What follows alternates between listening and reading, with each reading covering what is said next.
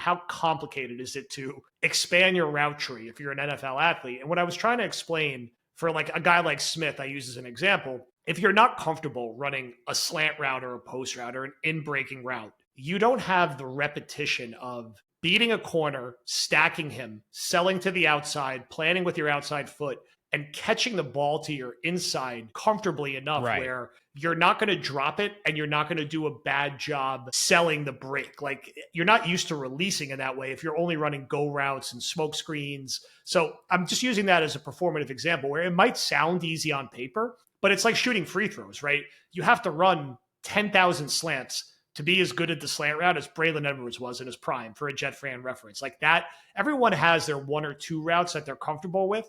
The great receivers could run the entire 9 routes on the route tree, and then they could start adding different elements to it. I mean, at this point with Jefferson, he runs the post corner back to the post like it's a normal route, which wasn't even a route when I was in high school or college because it's such a unique one to run. Another one that I encourage Jet fans to go watch, Jets Packers 2006, a touchdown that Cotchery scored from Pennington on a jerk route, which is where you run a slant, you plant your outside foot, you pivot back to the outside, and then you pivot back to the inside.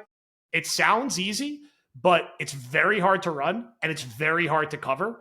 And if you can run that route, throw too. It's very hard to throw and time up. So when you get that down, man, like that's the stuff that is just totally unguardable. So Arian Smith doesn't need to do that, and maybe no one except for Garrett Wilson needs to do that, but there's different levels to route running where you don't want to be a one-trick pony. Can you get to running 6 to 9 routes? And then you get to running these like advanced routes that have 2, 3, 4 pivots in them, which only a small handful of people can do properly and like when they really sell it. So I'm riffing on random receiver manual stuff.